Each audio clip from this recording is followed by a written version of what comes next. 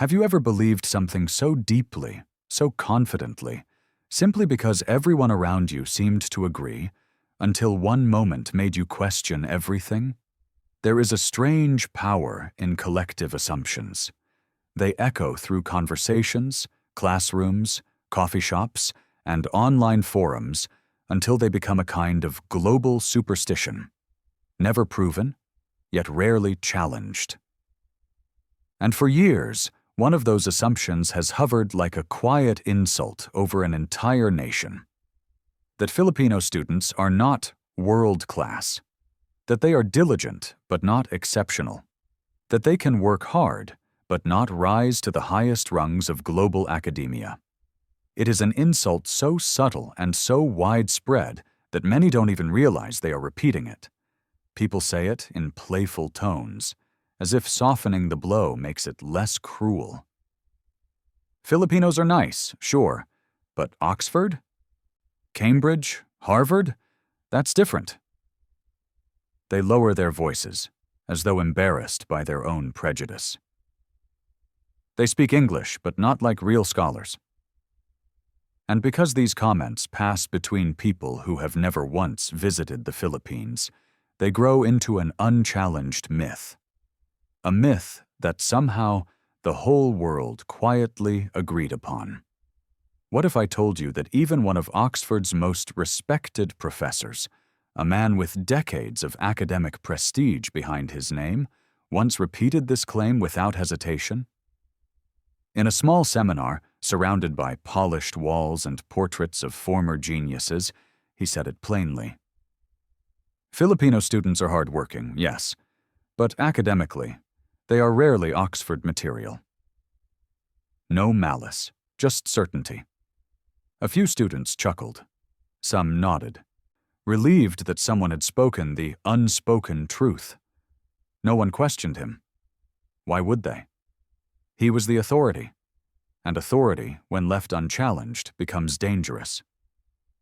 But what if I also told you that just months later, that same professor would sit in stunned silence, blinking as if reality had shifted right in front of him, because a Filipino girl, small, quiet, almost invisible in the crowd, did something he never imagined possible? Her name was Elara Reyes, 19 years old, born in a fishing village on a small island most of the world has never heard of. Her father repaired boats using borrowed tools. Her mother sold vegetables in the early morning market. Their home was simple: tin roof, uneven walls, and a kerosene lamp she used every night to read because the electricity went out so often. She grew up copying entire chapters from borrowed books because her family couldn't afford to buy even one. Her English came from a cracked radio that played old recordings and static-laced sermons. To the world, she was nobody. But to her father, she was the girl who asked too many questions. To her mother, she was the child who stayed awake under dim light until her fingers smudged with ink. And to one teacher, the teacher who changed her life, she was not just a student. She was a spark. On the same afternoon that Oxford professor dismissed Filipino students, Elara was sitting on a cramped airplane seat, gripping an envelope that would change her destiny. Inside was a scholarship letter from Oxford University, offered after she had won an academic contest she didn't even believe she could pass. She was terrified. She had no proper coat, no expensive luggage, no polished accent, only faith, a trembling hope, and a rosary her grandmother pressed into her hand before she left. The moment she stepped into Oxford's ancient halls, she felt the weight of every stereotype ever spoken about her people. Students glanced at her as though trying to place her. Where is she from? Does she belong here? She heard one whisper, Philippines, under their breath, followed by that familiar silence, the one that pretends to be polite, but isn't. Elara walked forward anyway. Her shoes were cheap, her hands were shaking, and her heart was loud. But somewhere deep inside her, beneath the fear and the doubt, a quiet truth was waking. The truth that would soon force Oxford and the world to see Filipinos differently forever. Long before Elara ever touched the cold stones of Oxford, her life had been shaped by an unbroken sequence of struggles. Struggles so constant they became the background noise of her childhood. She grew up in a village where the sea dictated survival. When the tides were generous, her father brought home fish and a rare smile. When the tides were cruel, the family ate rice watered down to stretch through the night. She learned early that hunger had a sound, a quiet, hollow ache that followed her into sleep. There was a year when her father fell ill with a fever that burned for days. The village had no doctor, only an elderly healer who mixed herbs and whispered prayers. Elara stayed awake through the night, pressing cold cloths to her father's forehead, fearing every breath might be his last. She was 12 then, but she carried herself with the seriousness of someone twice her age, and while illness eventually loosened its grip, something else remained: the understanding that life could shift suddenly, unfairly, without warning. Her education wasn't any easier. The school was overcrowded. The roof leaked during monsoon season. Books were passed between 5 or 6 students, their pages thin from years of use. Her uniform was stitched and restitched by her mother's tired hands. But despite these cracks in the system, Elara clung to learning the way others cling to hope. She memorized poems in English she barely understood at first. She solved math equations in the sand outside her home when she ran out of paper. She stayed after class, helping the teacher clean the room, just so she could borrow an extra 30 minutes with the textbooks. But even determination has its limits, and when she reached her teenage years, a heaviness settled inside her. The kind of heaviness that comes from feeling unseen by the world. She applied to programs abroad, dreaming of opportunities she had only read about. Japan? Rejected. A European summer scholarship? Ignored. A community initiative in the United States?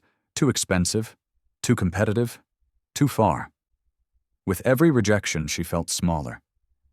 She began to wonder if the world truly believed that someone like her, someone Filipino, someone poor, someone invisible, had no place in its prestigious halls. Her turning point came unexpectedly the year her high school hosted a regional seminar. A professor from Manila arrived, a man with gentle eyes, notes scribbled in the margins of his worn folder, and a presence that commanded attention without raising his voice. He noticed her immediately. She wasn't the loudest. She wasn't the one sitting in the front. She wasn't the one with polished English or expensive books. But she was the one whose eyes stayed fixed on him, absorbing every word as if it were oxygen. After the seminar, he approached her. "You answered my questions before I even asked them," he said softly. "Where did you learn to think like that?" Elara didn't know how to respond. She shrugged, embarrassed. Listen." He smiled. "Not many people do." From that day on, he became her mentor. He sent her practice materials. He coached her through writing essays. He encouraged her to enter competitions, even when she trembled with fear. She lost many of them, sometimes failing before she could finish a sentence. She froze on stage. She forgot entire paragraphs. She fainted once from exhaustion. Yet every time she fell, someone in the small Filipino academic community lifted her back up. A librarian let her stay late. A nun from the local Catholic center gave her a sandwich before exams. A student from Manila printed her essays when she had no money left. These weren't grand acts. They were small, quiet gestures, the kind that form an invisible net beneath a child who dares to dream. And so, when the Oxford exchange application appeared, she submitted her name with a trembling hand. She didn't expect anything to happen. She didn't tell her parents. She didn't want to break their hearts, or her own, again. But hope has a strange way of returning just when a person thinks it has died. And the day her acceptance letter arrived, everything she thought she knew about impossibility began to crack open. It was then, standing in her small home with the letter shaking in her hands, that she realized her journey was no longer just about leaving. It was about proving, to herself and to a world full of whispered stereotypes, that a Filipino girl from nowhere could stand where no one expected her to stand. The morning she left the Philippines, the airport felt less like a terminal and more like a small community gathered around a single dream. Her neighbors, who barely had money for daily needs, insisted on giving her whatever they could: a bag of dried mangoes, a tiny envelope with 20 pesos, a handwritten note, a rosary kissed by an old woman who had lost her own granddaughter years ago. Even people who barely knew her wanted to see her off. The barangay captain, who rarely showed emotion, wiped the corner of his eye and muttered, "Make us proud, Hija." And though she smiled, her heart trembled, heavy with the fear of disappointing them. Stepping into Oxford was stepping into another world entirely. The buildings, ancient and towering, made her feel small. The students walked with a kind of confidence she had never seen before. Shoulders squared, voices steady, steps sure. Their coats were thick, their shoes polished, their accents sharp. And though no one said anything unkind to her face, she felt something else. A distance, a cautious curiosity, an unspoken question of whether she truly belonged here. During her first seminar, she sat in the farthest seat. When the discussion began, she found herself lost in the speed of the conversation. Students quoted authors she'd only read in borrowed photocopies. They debated theories she had never heard of. When the professor asked for opinions, her heart pounded. She opened her mouth, and nothing came out. Her throat closed. She lowered her hand quietly and let the moment pass. The next day, her first assignment was returned with a page full of red ink. Her professor wrote, "Your ideas show potential, but your structure is weak." It felt like failure, like confirmation that everyone else was right, and she was wrong. That night, in the dim dormitory bathroom, she cried for the first time since arriving. She thought of home, of her parents pretending not to worry, of her mentor believing in her, of the children who waved as her taxi left the village. She wondered if she had made a mistake. But life has a strange way of offering light when darkness feels absolute. One freezing afternoon, soaked from the unexpected rain, she entered the library shivering. Every seat was taken, except for one, next to a girl with long black hair tied in a tight ponytail. The girl smiled and said in a familiar, comforting tone, "You can sit here." Her accent made Elara freeze. "Pinay ka?" Elara whispered. "Cebuana," the girl said proudly, extending her hand. "Julian, second-year med student." It was the first time since arriving that she felt the warmth of home. They spent hours talking about the cold weather, the food she missed, the strange stares she'd been getting. Julianne didn't judge her. She guided her. She showed her shortcuts, study techniques, even where to buy affordable meals. That night, as Elara returned to her room, she felt something she hadn't felt in weeks. She wasn't alone. A few days later, she found herself in a seminar on Southeast Asian politics. The professor posed a question about regional governance. The room fell silent. No one raised a hand. And for the first time, Elara didn't overthink. She lifted her hand slowly. Her voice was soft at first, but steady. She spoke not from textbooks, but from memory, of community organizing after typhoons, of barangay elections, of the Philippine struggle between tradition and modernity. She spoke with the authority of someone who had lived the realities others only studied. When she finished, the room stayed quiet, not out of dismissal, but out of surprise. The professor nodded. "Remarkable perspective," he said. "Thank you." Something changed inside her. Days later came the moment she never expected. A debate team needed an emergency substitute. She wasn't dressed for it, wasn't prepared, wasn't confident. But the organizer looked at her and said, "You're Filipino, right? I've heard you people debate well." She couldn't tell if it was a stereotype or a compliment, so she turned it into neither. She turned it into an opportunity. The moment she began speaking, the room shifted. Calm, precise, fearless. Her arguments were clear, her logic sharp, her presence undeniable. Her opponents underestimated her until she dismantled their points one by one with quiet strength. That night, when her name echoed through the hall, Elara Reyes, Philippines, she finally understood something. Every moment of struggle back home had forged her into someone Oxford could not ignore. She hadn't come to prove she belonged. She had come to show them who the Filipino truly is. The weeks that followed felt like watching a new version of herself slowly take shape. Not through sudden victories, but through small, quiet moments that stitched confidence back into her bones. Every morning, she rose earlier than the rest of her dorm, wrapping herself in a thin jacket that barely held the cold, and walked through the misty campus toward the library. The ancient buildings that once intimidated her now felt like silent companions, witnesses to her persistence. She began to study not with fear, but with purpose.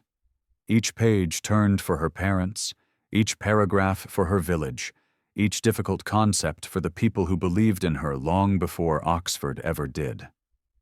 Her classmates noticed the change. They started sitting beside her, asking about her insights, complimenting her clarity. One of them, a tall student from France, asked her once, after she calmly resolved a heated disagreement between two group members, "Where did you learn to stay so patient under pressure?" She paused, then smiled softly. "From home," she said. "Filipinos always find a way to stay calm, even in chaos." He stared at her for a long moment, as if something in her answer revealed a truth he had never considered. But it wasn't just academic life that transformed her. Her heart began to shift, too. She found herself noticing things she had missed before. The way Filipinos in Oxford formed little circles of warmth in the coldest corners of campus, praying together before exams, sharing snacks in hallways, cheering for one another's victories with that unmistakable Filipino exuberance. She saw faith in their everyday gestures, a quick sign of the cross before entering an exam room, a whispered prayer over a steaming cup of instant noodles, a soft kaya mo yan, spoken to a stranger who looked on the verge of tears. These were the moments that strengthened her, the small expressions of a culture built on resilience, hope, and compassion. Where others pushed each other to compete, Filipinos lifted each other to rise. One night, while walking back from the library, she found Julian sitting alone on a bench, tears streaming down her face. Her grandmother had fallen gravely ill back home. Without thinking, Elara wrapped her arms around her. They prayed together under the cold English sky, two Filipinas whispering Hail Marys through broken voices, holding on to faith the way their mothers taught them. And in that moment, she realized that Oxford hadn't hardened her. The Philippines had made her soft, but a kind of softness that could withstand storms. Her transformation deepened further during a mentorship session with one of her professors. He had assigned her a complex theoretical reading, expecting her to struggle. Instead, she linked it to real experiences from home: disaster response systems in coastal towns, community-led education in rural provinces, the power of collective effort in rebuilding after typhoons. The professor leaned back, stunned. "Your perspective is remarkably grounded," he said. She nodded, unsure of what to say. He added almost in a whisper, "You see things most scholars overlook." But the moment that carved itself permanently into her heart happened on the day of her final thesis presentation. She had prepared for weeks, practicing until her voice grew hoarse, refining her arguments until every sentence carried intention. The room filled quickly. Professors, visiting scholars, students, even Julienne, who sat near the door, silently cheering her on. When her turn came, she walked to the front with trembling hands. She inhaled deeply, remembering the prayers whispered into her palm by the villagers at the airport. And then she began. Her voice was steady. Her ideas flowed effortlessly. She spoke of educational inequality in developing nations. But more importantly, she challenged the global misconception that resilience is a weakness rather than a strength. She highlighted the multilingual intelligence of Filipino students, the creativity born from limited resources, the community-driven spirit that fosters collaboration instead of competition. Every example she shared came from lived experience, not theory. When she finished, there was silence. A heavy, thoughtful silence. And then, slowly, a single pair of hands began to clap. Others followed. The sound grew, filling the room. She blinked back tears as she saw who was standing, the same professor who had once dismissed Filipino students entirely. He approached her afterwards, clearing his throat as if swallowing pride tasted bitter and unfamiliar.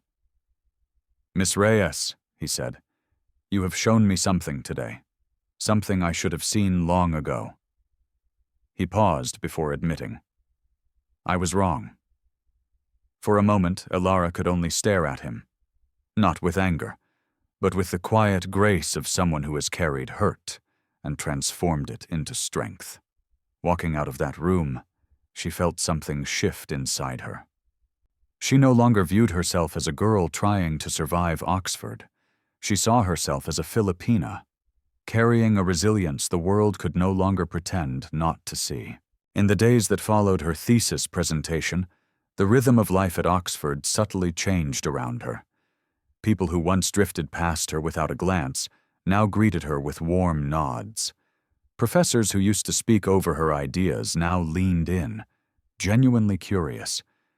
Even the air seemed lighter somehow, as if the ancient walls themselves recognized the quiet victory she had carved into history. But for Elara, the most profound change was happening inside her. She no longer walked the halls with her eyes lowered. She no longer feared the weight of the stereotypes that once pressed against her chest. Instead, she carried herself with the calm certainty of someone who had reclaimed her place in the world. One evening, while sorting through a pile of papers in her dorm room, she came across the rosary given to her at the airport. She held it gently, remembering the grandmother's trembling hands, the whispered blessings, the faces of her neighbors who had sent her off with hope far bigger than her small suitcase. She realized then that her journey had never been just about her. It had always been about every single person who believed in her long before she believed in herself. It had always been about the Philippines, its faith, its generosity, its unbreakable spirit. Emails began arriving, not just from institutions, but from Filipinos around the world who had watched the recording of her presentation online. Overseas workers who had felt underestimated for years wrote to say she made them proud. Students from rural provinces told her she gave them courage. One message stood out. A young boy from Samar who wrote, "8 Elara, I want to study like you. I want to show the world we are not small." She read it 3 times, tears forming each time, because she understood him deeply, because not too long ago, she had been that child too. Her professors invited her to join an international research project, an opportunity most students only dreamed about. And yet, despite the invitations to stay longer, to build a career in Europe, to pursue graduate studies with full funding, her heart quietly returned to the same question. What now? What was the purpose of everything she had endured, learned, and proven? The answer came unexpectedly during a sunset walk by the river. She watched the golden light shimmer across the water, heard laughter from students passing by, felt the cool wind brushing her face. And suddenly, she knew. Oxford had given her knowledge, confidence, and recognition. But the Philippines had given her everything else: her strength, her compassion, her resilience, her ability to rise no matter how many times the world tried to define her. She closed her eyes and whispered to herself, "It's time to go home." When her plane landed in Manila, she was overwhelmed by a warmth she hadn't realized she'd missed so deeply. The humid air wrapping around her like a familiar embrace, the sound of jeepneys, the sing-song cadence of Filipino voices, the scent of street food drifting through the crowd. Her parents were waiting by the arrival gate, her mother crying openly, her father holding a small handmade sign that said, "Welcome home, anak." But the welcome didn't end there. When she returned to her village, the entire community lined the dirt road as if greeting a hero. Children ran beside her, shouting her name. The barangay captain shook her hand with pride. Neighbors hugged her, pressed food into her hands, showered her with blessings. And amid all the joy, she felt something settle gently in her chest, a sense of belonging so powerful it nearly brought her to tears. In the months that followed, she traveled across provinces, giving talks to students who looked at her the way she once looked at her mentor. She shared her struggles, her failures, her fears, never sugarcoating the truth, never hiding the pain behind her success. But she always ended with the same message. You are enough. Your story matters. Your struggle is not a weakness. It is your strength. And as she spoke, she realized that her journey had transformed into something much larger than academic achievement. It had become a testament. A living proof that brilliance doesn't grow from privilege alone. It blossoms in places the world overlooks. It thrives in hardship. It is strengthened by faith. It shines brightest in those who rise despite being underestimated. Her story reached far beyond Oxford, far beyond her village, far beyond anything she could have imagined. And through it all, she carried the Philippines with her, not as a burden, but as a badge of honor. In interviews, when asked what shaped her the most, she always answered the same way, her voice steady and full of quiet pride. Oxford taught me many things, but the Philippines taught me who I am. And through her journey, the world began to understand something powerful, that the Filipino spirit, faithful, resilient, compassionate, unbreakable, is not just capable of standing on the world's greatest stages. It is capable of transforming them, because sometimes all it takes is one girl the world overlooked to show them the brilliance they never knew they needed to see.